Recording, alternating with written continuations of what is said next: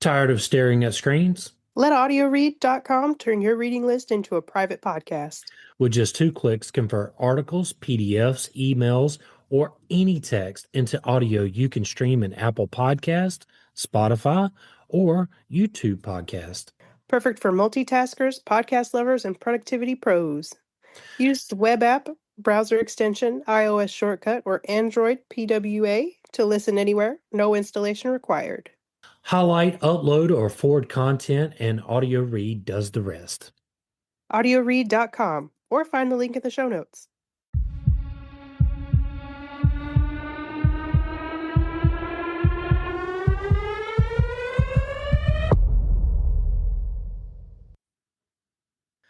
Hey, welcome everyone. I'm William. And I'm Kat. William, whether you love it or hate it, or just tolerate it, candy corn really knows how to pop at every Halloween. Yeah, you know what? I am not a candy corn fan. I don't know about you, but I'm just not.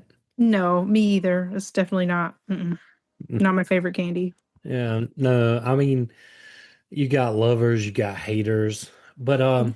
Right. So we're going to talk about how it came to be. Yeah. So I guess I'm gonna try to set the scene here, okay? So it's Halloween night. It's dark outside. You got kids running around in homemade costumes, store-bought costumes, whatever. And they're gonna go around trick or treat. They're gonna get all these other candies, but guess what they're gonna get? They're gonna get these little sealed baggies of the one candy that it's orange, it's yellow, it's white, it kind of looks like corn, maybe. Yeah, kind of. Looks like a triangle of yuckiness to me. Okay, we agree on something. Because I'm here to tell you, I just found out that both my daughters and my wife love this candy corn. I can't stand it. My mom likes candy corn, and I think my brother likes candy corn, but it's definitely not my thing. Yeah, No, no. nobody in my house eats it. I don't know about the kids yet, because I haven't bought it for them, so I'm not gonna. You know, the waxy feel, the sugary scent. Ugh. I just don't know what it is. I just don't like candy corn. So, some people eat them by the handful, and I personally don't eat them at all. Yeah, I'm not either. So, you know what? I have a question. So, here's the thing. Love it or hate it, candy corn is everywhere. And I do mean everywhere during Halloween, right? Yes, and all different kinds of shapes nowadays. I would agree with that. So, I guess let's get into how this odd little tri-colored candy became such a party favorite through the holidays, right? Such a staple. So, where did candy corn come from? Who thought about making candy shaped like corn kernels? Was it a good idea? And why has it lasted more than a century? So, you know what? I guess we're going to get into the innovation of the late 1800s, the quirky and labor-intensive manufacturing process, and the way candy corn became tied to um, harvesting instead of Halloween, but somehow became a Halloween icon. And then the ongoing love it, hate it controversy. Still debated today, right? Right, exactly. There's holiday variations. Yeah, like reindeer corn, which is red, green, and white. Cupid corn around Valentine's Day, pink, red, and white. And then you got bunny corn, which is pastel shape. But the only thing that I've seen here in Georgia where we live is just really the candy corn. Yeah, same. Yeah. But I mean, even at all of this, it just goes to show that candy corn is its versatility, it's got seasonal marketing, but it still remains the Halloween icon, right? Absolutely. I hate to see it coming. The big bags of candy corn that come through my house. Ugh, ugh. It's But like Peeps for me. well, I do like Peeps. Mm. I will get some Peeps every so often. Ugh, Peeps are disgusting. I don't think Nova liked them either. Peeps are disgusting. I'm so sorry. We just had this debate, literally. Ah. But did you know there's culinary uses with candy corn too?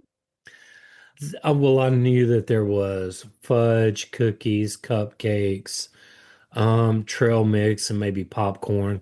Right, right. There's even alcoholic beverages for the adults. What? Yes. I've seen No. some of those. I don't know if I'm going to try any, but some people will let me know how they taste, I'm sure. So, like the candy corn martini? Yes. Looks like the base is vodka or vanilla flavored vodka, a mixture of orange liquor or a splash of cream, and a garnish on the rim with candy corn pieces or float them on top. I'm not a vodka person. I'm sorry. Mm-mm. Mm-mm. There's a candy corn shot too.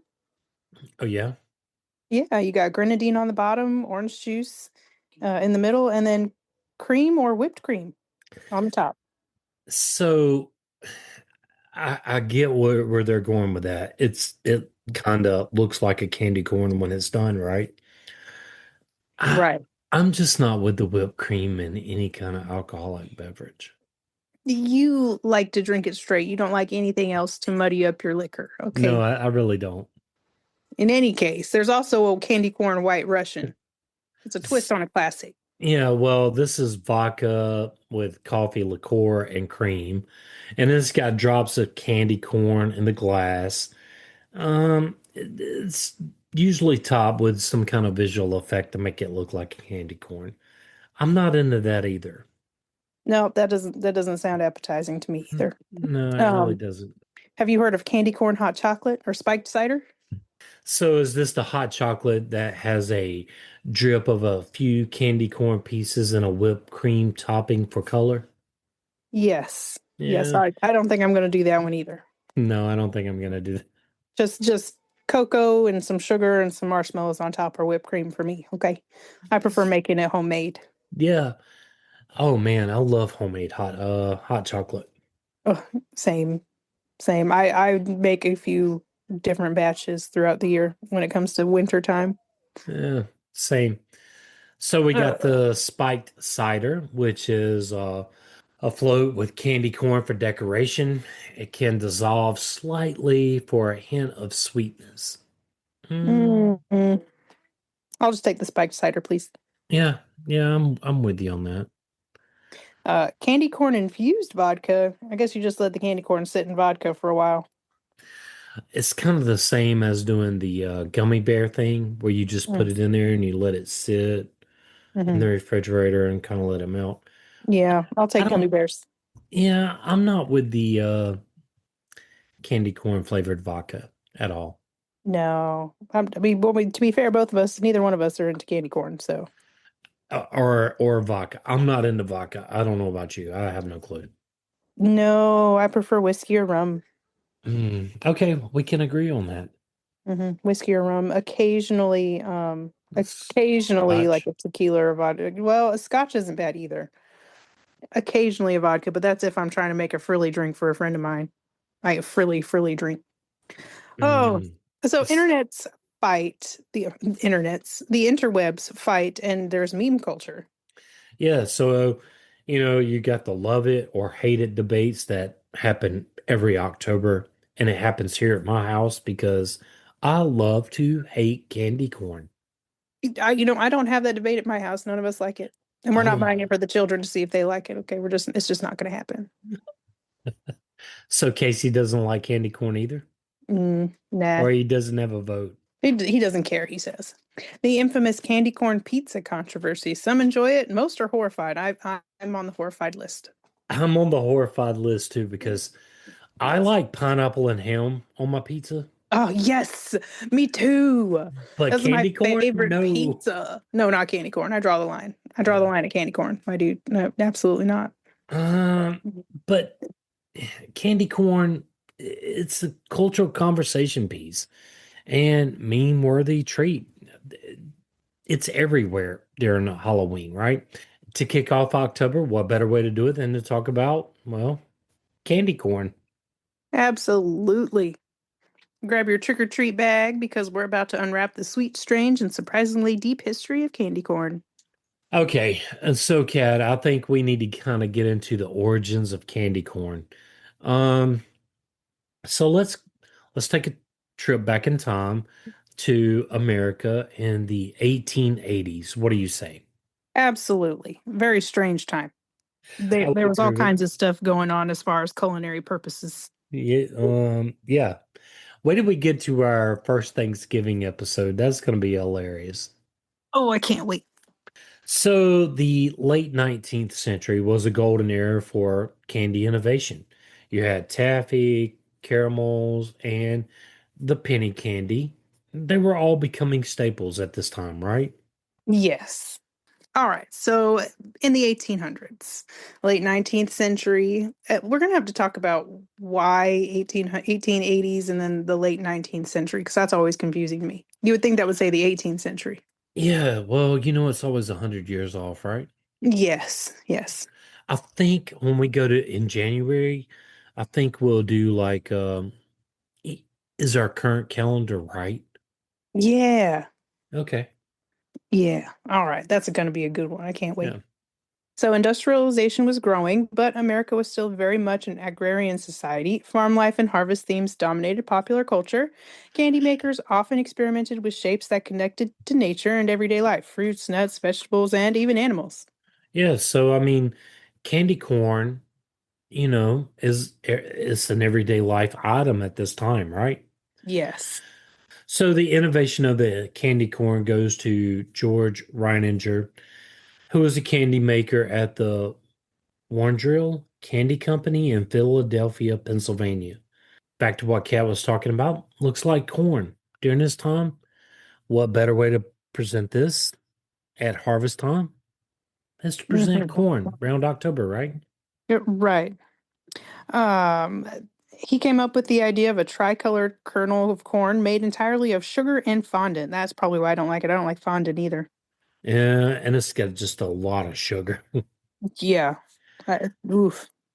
But fondant also has a lot of sugar. It's just ugh, It's just a lot of sugar all the way around, right? all the way around. And at that time, it was an ingenious novelty, candy that looked like food but was sweet and festive. Yeah, I mean, you're harvesting corn at this particular time. It really wasn't set to be for October, Halloween or whatever. It was just set for harvest time in the US, right? Right. So it tied directly into the agricultural identity of the United States. Corn wasn't just a crop, it was a symbol of abundance and harvest. So corn is symbolism. Corn had been central to American identity for centuries, both for native peoples and settlers. But by the late 1800s, it symbolized something way different. Harvest, by the late 1800s, it symbolized harvest bounty. It was often featured in fall festivals, which kind of fell around Thanksgiving, right? Right. Right. Rural tradition and wholesomeness, which resonated with Americans even as cities grew. Yeah, so the candy corn reflected the symbolism perfectly. It wasn't tiny, sweet pieces of the harvest, but it looked like corn itself. Farmers and rural families were often the target audience for early versions, making the candy feel nostalgic and of the land. Naturally, it was, right? Yeah, I'm sure back then it would have been. Now it just looks like, to me, I know there's like me and you. It just looks like bleh. Bleh, like, oh no, here it comes again. It just looks like a triangle of sugar to me. I mean, and it's waxy too. It's got like a film. Yeah, like I don't know how to describe it, but it's weird that the two of us don't like it, but the people around us do. It's very strange. Very strange. To me, it Uh, looks like candy poop, but hey. oh my gosh. We got to get into the Yule log. Uh, Absolutely. We're gonna get there. so the early candy design trends, the candy molds of the 19th century often mimic natural shapes. So you got like fruits like strawberries, bananas, um, whatever you can think of that form these small candies, right? Nuts and vegetables turned into marzipan or fondant treats. Yeah, so candy corn fit right into the tradition of edible playfulness. Um, it was something that was familiar to the people that was around, right? Right. I mean, you think about it. You got fruits that look like strawberries, bananas, you got nuts and vegetables. Why not make some candy corn? Right. I hear that. I mean, Yeah, but at this point, it's kind of opening up the door to a lot of the candy that we have today. yeah, chicken feed. Oh, That's a wait, candy. did I let the cat out of the bag? Or cowtails. Oh, cowtails. Yeah. Do you like cowtails? Every so often, I will have a hankering for one. I love cowtails. I a friend of mine told me about them, and I was like, "What? You eat cowtails?" And I did not know that they were a candy, man. Okay, I I was not born or raised. Well, I was raised in the South, but I was not born in the South. Okay, there's a difference. So they don't have cowtails outside of the South? They might, but I'd never heard of them, so I moved here. My wife's from Cali and she loves cowtails. Hmm. Maybe it's Yeah. just my family, but my mom didn't really want us to eat a whole lot of sugar. Like we didn't get well, we occasionally had Lucky Charms because my papa took pity on us, but but we didn't get Fruit Loops or any of that business at all. We even got stuck with cornflakes instead of Frosted Flakes sometimes. Oh gosh, I love cornflakes. I still got to put sugar on them. Yeah. Oh, so there's a transition here to Golett's or Jelly Belly's predecessor. Jelly Belly? What? They're gonna make a play in here? Jelly Belly. Yeah, so While Reininger invented it, the real popularization came when Golett's Candy Company, founded in Illinois in 1869, took it on. hmm. So when Jelly Belly took on candy corn, is that what you're saying? I believe that is what I'm saying. Yeah. So by the early 1900s, Golditz mass-produced candy corn and it turned into a seasonal bestseller. I mean, they were pumping this thing out into Kmart's, Walmart's. Oh wait, not in the 1800s, right? No, no. I'm not even sure what big grocery stores were big in the 1800s. Well, imagine, all jokes aside, I imagine it was pretty much those localized Little, harvest festivals. right, the harvest festivals, and they didn't really have traditional grocery stores then either. Yeah, so they're pumping out this chicken feed during all these harvest festivals like, "Hey, look, you just harvest all this corn. Here's the candy version of it." Right, here, send this home to your kids. Yeah, get them sugared up before they go to bed. Absolutely. Golett's was known for long-lasting classics. They later became famous for Jelly Belly jelly beans. Jelly Belly jelly beans. Now, I like some jelly beans. I like Jelly Belly jelly beans. Yeah, I don't like knockoff jelly beans. The It's got to bamboo. be bamboozled. Oh, no. No. But I do like the popcorn flavor of the bamboozled ones. So my youngest son, oh my gosh, he's all into this bamboozled game. And I went over to his house and he's like, "Dad, look, we got this little pop-up thing. You press this thing down. Here, you eat one." I was like, "No, you go first." He's like, this is key lime." I got the same color as him and it was booger. It was so Oh, disgusting. It made me sick. oh no. Yeah. No. Um, Anyway, and outside of so that, I like the black licorice flavored jelly beans. It's I love black licorice. Ha- same. Haven't we had this conversation before?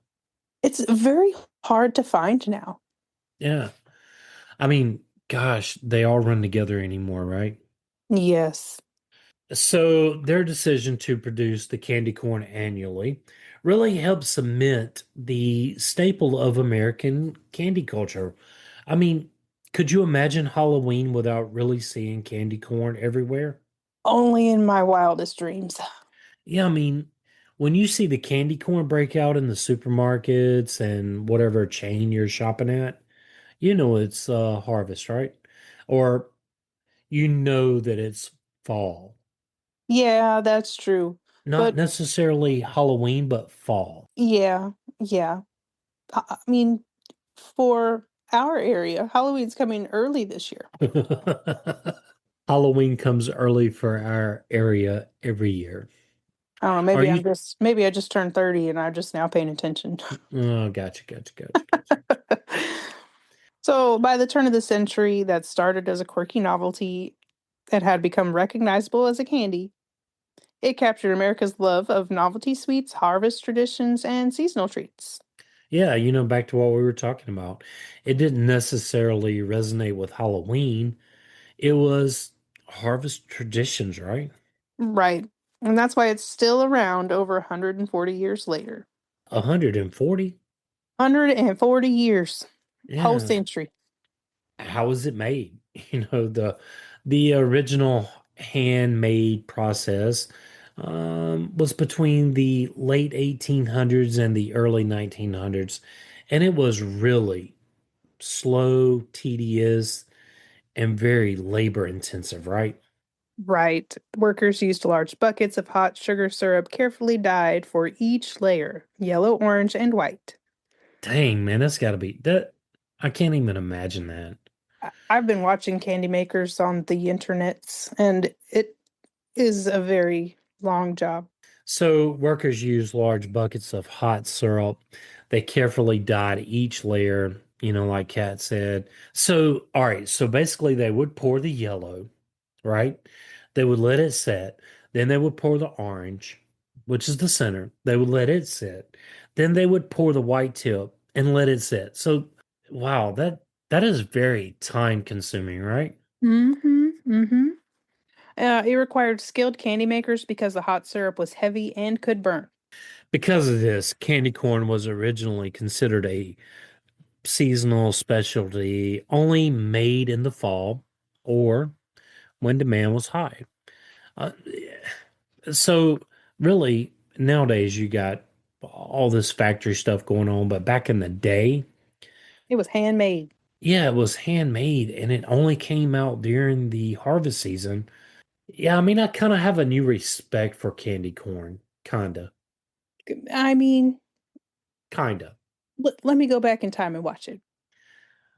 or taste it. Yeah, maybe it'd be different back then because, Yeah. everything's all different now anyway. All right. Well, I'll let you handle the ingredients.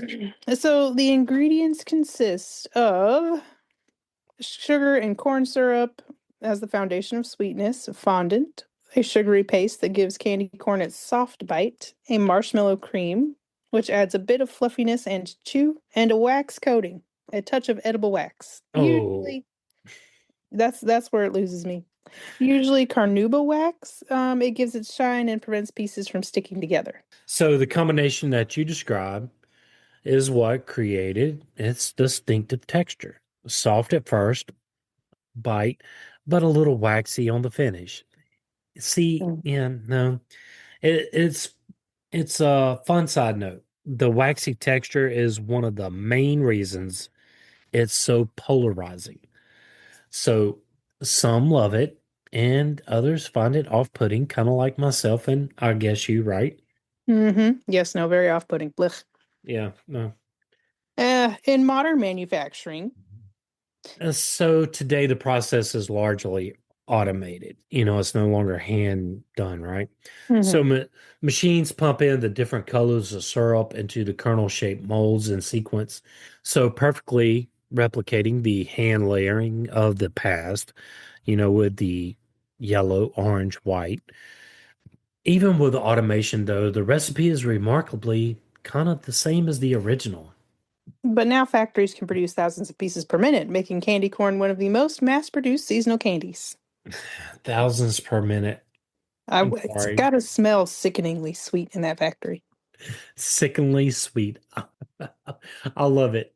So, the scale of production today, despite its love it or hate it reputation, candy corn sells massive quantities every year. I don't understand that.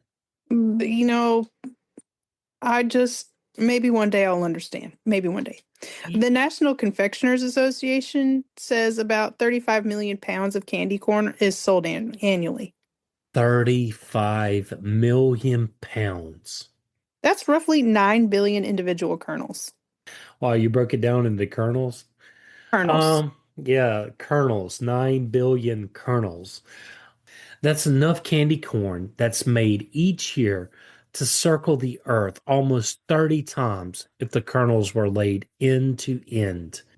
So, from the painstaking hand poured molds from the 1800s to the modernization of the mass marketed seasonal icon, despite all the advances, candy corn itself really hasn't changed, right? Not really. Not over 140 years, as you mentioned earlier. Right, right. Ah, and so it was not originally a Halloween candy. Yeah, no. So in the late 1800s or the early 1900s, it it was really marketed as chicken feed. I kind of hinted at that earlier. Mm-hmm. Mm-hmm. Packaging featured a rooster logo and often included the slogan, something worth crowing for. So the name made sense back then. Corn was seen primarily as an animal feed and not really for people. It was sold mainly in the fall months, not because of Halloween, but because corn imagery naturally tied to the harvest season. Candy corn would appear at fall fairs, ag festivals, Thanksgiving celebrations, which fell, well, guess what? During the harvest season. Right, right. Skipped right over Halloween and went straight to Thanksgiving. Yeah. So essentially, candy corn began as a harvest candy rather than a Halloween candy. So, how did candy corn rise to the Halloween popularity? There was a mid 20th century shift. Halloween started to become much more candy focused. Yeah. So, before WW2, Halloween traditions lean more toward mischief, pranks, and parties uh, rather than candy, right? Right. But after World War II, sugar rationing ended and candy production skyrocketed. Candy companies seized the opportunity to market Halloween as a candy centric holiday. Yeah, So, and you got to think the yellow, orange, and white were autumn colors. So, why not put it out in October when pumpkins, leaves, and harvest themes kind of match these colors, right? Absolutely perfectly positioned to ride this wave, if you will. It was small, inexpensive, and easy to hand out, making it ideal for the growing tradition of trick or treating. But you got to think back then they weren't in little baggies. You would just reach in the bowl and grab a handful of candy Oh, corn and put it in the right, pumpkin. right. You didn't have to worry about somebody spiking it with who knows what. Oh, we're going to get into some of those urban legends a little bit Hmm. later this month. Right. So, but by the 1950s and 60s, candy corn had firmly cemented itself as a Halloween staple, appearing in bowls at parties, kids' candies bags all across the United States. Oh, despite the attempts of having it as seasonal spin-offs ever reached the iconic status of original fall candy corn. Yeah, and Kat and I talked a little bit about the reindeer corn, the Cupid corn, the bunny corn.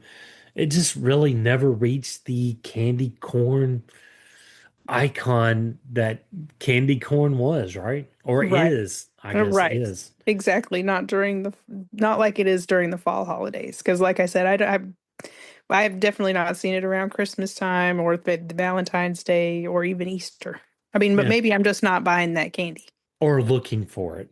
Right. I'm definitely not looking for it. But you And know that orange bag when you see it, right? absolutely. I know to stay clear away from it. And so today, it's not just a candy, it's the Halloween shorthand for candy, right?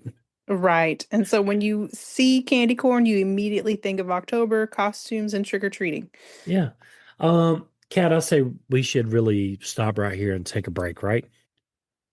So now that we're back, we'll Mhm. talk about love it or hate it debate, right? Right. So candy corn may be the most polarizing candy in America. Yeah, so year after year, surveys show it ranks high on both most loved and most hated Halloween candy list. Could you imagine that? Like it's on both sides of the fence here. Exactly. Some polls find about 35 to 40% of Americans love it, while nearly the same percentages say they can't stand it. So the divide often sparks heated arguments whether it be online, social media, or in households when it comes to the candy corn debate. Right. So why so divisive? You know, I think it's got to do with the texture. That waxy, chalky coating. It just it just turns some people off. And for others it could be the comforting nostalgia of of the season, right? Right, exactly. And sweetness. It's intensely sugary with no balance of flavors like chocolate or peanut butter. Yeah, no, it's just too sweet for me. Agreed. That's also why I don't like white chocolate. Yeah, and then the tradition. Some people feel that Halloween wouldn't be complete without it, right? While others see it as really outdated chicken feed. This love-hate relationship has actually kept candy corn in the spotlight. Few candies inspire such strong feelings. Pop culture references, candy corn has shown up in TV shows, movies, cartoons, The Simpsons. They always have their Halloween specials that often poke fun of it, right? Right, and horror movies sometimes use candy corn imagery as shorthand for Halloween setting. Yeah, because it's the staple for decorations and customs during Halloween, especially here in the US. Corn-themed costumes, wreaths, lights, and even inflatables are common in October. So its distinctive color scheme, yellow, orange, and white, it has become synonymous with Halloween branding throughout the ages. Right, and now you have memes and internet jokes often exaggerate the divide. Yeah, you got posts about candy corn tasting like crayons. I would Or agree with that. right, or jokes that candy corn is recycled every year because no one actually eats it. I'm sorry, you lost me with that one.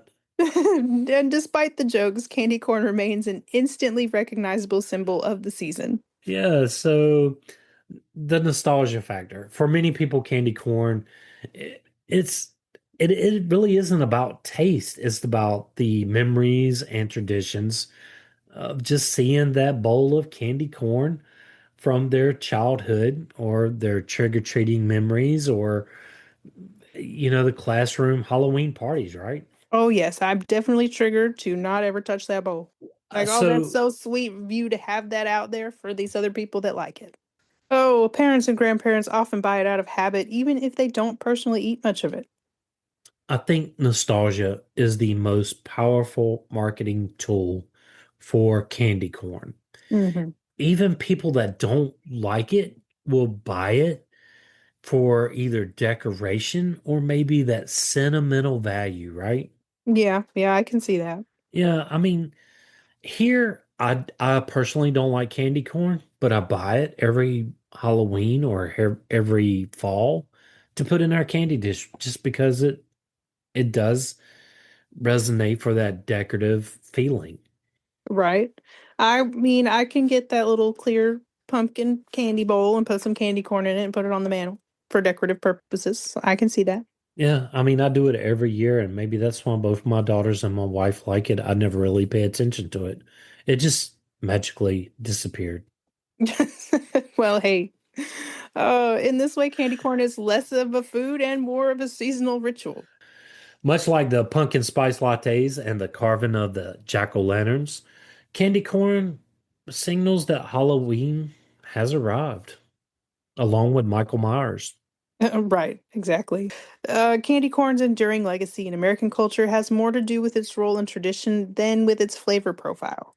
And as always, we like to have fun facts and odd stories. Okay, can I go first? Yes, So the longevity. You already kind of spilled the beans here. Candy corn has been around since the 1800s, which makes it one of the oldest mass-produced candies in America that is still sold today. absolutely. And unlike many confections that have changed recipes or disappeared altogether, candy corn has stayed virtually unchanged for over a century. This consistency is part of its charm. It connects modern consumers directly to the past. It's kind of like You getting in that time machine and going back in time. right. You could argue that eating candy corn today is like tasting a piece of the late 19th century America. So during World War II, sugar was heavily rationed in the United States from 1942 to 1947. Yep. Candy production across the board slowed down and candy corn became harder to find. Yeah. So, but families did manage to get some, and it felt a little extra special because of that, sugary fix that they needed. Yeah. The scarcity may have contributed to its nostalgic status. People remembered it as something worth treasuring from lean years. I can see that. Yeah, me too. Candy corn, it's not just eaten straight from the bag anymore. It's in creative cookies. Bakers have incorporated it into all kind of things, right? All right. So fudge brownies, melted or chopped candy corn swirled into batter. I don't know about that. Do you? Mm-mm. No. Mm-mm. So, you can put candy corn into cookies and cupcakes, or you can put it on top to kind of like mix things up. My daughter will do that from time to time during the holidays. Right, right. I can see that. I've definitely seen it done in cookies. I prefer my brownies to be just brownies and fudge for that matter. But I eat like maybe one piece of fudge a year because it's so sweet. So, Kat, the Guinness Book of World Records. Candy corn has inspired some of the wildest large scale events, right? Right. Record-breaking giant candy corn sculptures at festivals.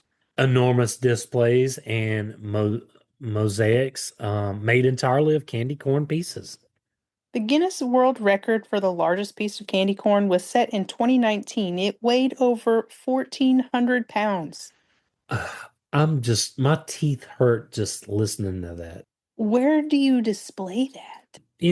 So these events really highlight candy corn's role as a cultural icon. And it's really not just a food, but it's something people can get around and speculate and have a little fun with, right? Right, right. Now we're getting into the candy corn pizza controversy. Well, this is one of the internet's most favorite Halloween debates about candy corn memes, right? Mm-hmm, mm-hmm. You got photos and videos circulate every October of pizzas topped with melted candy corn. No, Mm-mm, absolutely not. Some mm-mm. people claim to love it, and others call it blasphemy. And I'm going to tell you, it's blasphemy. Blasphemous. Yeah, Absolutely. Most agree it's more of a shock value food stunt than a real dish. yeah, I would agree with that. I don't, you, I like pineapple on my pizza, but I draw the line at candy corn. I'm sorry. Man, I'm so glad you said that because me too. It's my favorite pizza. But the candy corn thing on the pizza, it just kind of goes to show that it keeps candy corn in the conversation and it makes it meme worthy and it keeps its reputation of love it or hate it, right? All right, so we're going to wrap up here. Beyond its long history, candy corn has sparked creativity, controversy, and even record-breaking stunts. Yeah, so candy corn is often criticized by health advocates and candy critics alike because it's high in sugar with roughly 19 grams per 19 piece serving. That's insane. I That, mean, you could get 19 grams of sugar any other way. well, I mean, you think about it, a handful of candy corns is basically about 19 pieces. Yeah. And what about that waxy coating? Right, that contributes to its unique texture, but can feel artificial and off-putting. Yeah, it's labeled by some as cheap sugar candy because it offers sweetness without complex flavor or really any nutritional value. But I mean, does any candy have nutritional value? Oh man, Snickers does. What about paydays? Okay. What about Take Five? Mm. How about this? Anything other than candy corn? Yeah, yeah, yeah. I agree. So, despite these critics, people continue to enjoy it as an occasional seasonal treat, reinforcing the idea that some candies are about tradition and fun more than nutrition. Yeah, so you got the generational divide. Candy corn invokes strongly different reactions across generations. Older generations that grew up with candy corn as part of Halloween and harvest celebrations kind of feel that nostalgic value. It's kind of like what I'm going back to. I'm a little bit older than you. I put it in my candy dish just because it makes it feel like fall to me. And then the younger consumers, especially Gen Z, often reject it due to its intense sweetness, waxy texture, and polarizing flavor. The generational split keeps candy corn culturally relevant. Even debate fuels attention every October. Yeah, I don't like it. I'm sorry. Mm-mm. But the enduring popularity, despite its critics and divisive reputation, candy corn continues to sell remarkably well. Yeah, so millions of pounds are produced and sold each year, especially during the weeks leading up to Halloween. Its seasonal exclusivity makes it feel special. People buy it because it's Halloween candy and signals the start of fall. It's outlasted many of its trendy candies. Candy corn has survived over 140 years, despite being love it or hate it. More than just flavor, you gotta like the nostalgia, the entrance into fall, all that good Symbolism, stuff. Symbolism, absolutely. yeah, and it has staying power now because I mean, you think about it when you walk into the grocery store or you walk into that big box chain and you go down that seasonal aisle and There it is. yeah, And this is the first thing you see when you go down it, right? the bags of billions of bags of candy corn. So, whether you love it or hate it, no, candy corn is here to stay. Here to stay. Yeah, honestly, it is not going away. I've tried not to buy it, but I do every year. Right. Would you still feel the same about Halloween without candy corn? You know, no, I don't think I would. Yeah, same. As much as I'm just not gonna eat it, I Yeah. would miss it. Feel free to share your thoughts on candy corn, favorite ways to eat it, recipes, or any funny stories. If you love it or hate it. All right. So if you would like to support this podcast, tell a friend and help get the word out. Yeah, if you would like to help us keep the show going, you can do so at Patreon. Find the link in the show notes. William and I want to thank you for listening. Yes, thank you. Join the Facebook group at Info on the Go Share with us your show ideas. or ask us a question. Subscribe and follow us wherever you get your podcast. Send us a text using the link in the show notes or leave a review. It helps others find us. And you can also email us at, Info on the Go podcast at gmail.com. and yes, that is all one word. Till next time. Stay curious.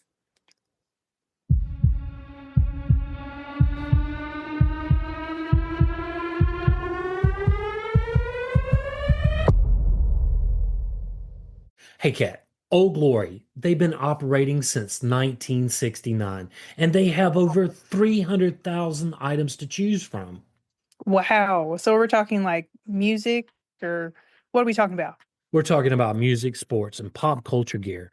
And we're not just talking about modern day stuff either. We're talking about bands like the Beatles, Metallica.